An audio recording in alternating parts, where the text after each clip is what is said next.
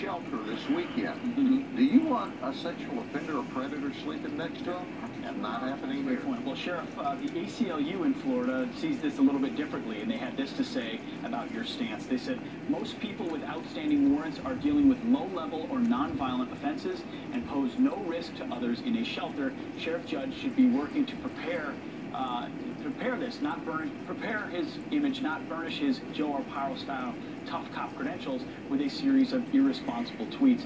What do you say to the ACLU on that? Well, I tell you, the ACLU, grab all those people up and take them home with you.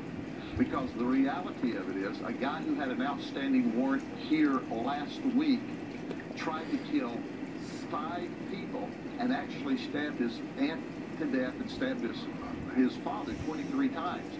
That was an outstanding warrant. If that were a week later, would you want him in the shelter next to you? We don't arrest people for simple traffic offenses. ACLU is just blustering like they normally do. The reality of it is we arrest people on warrants wherever we find them, and shelters aren't. They're saying they're going to check IDs whenever they come to the shelter. But remember this, you don't have to present your ID if you're not suspected of committing a crime. Police state right here. Police officers check IDs at shelters. You have to have an ID to go to a shelter? This is America. Just remember this, you do not have to present an ID if they don't tell you what crime you're being suspected of committing. When they ask to see your ID, you say, "What crime do you suspect me of committing?"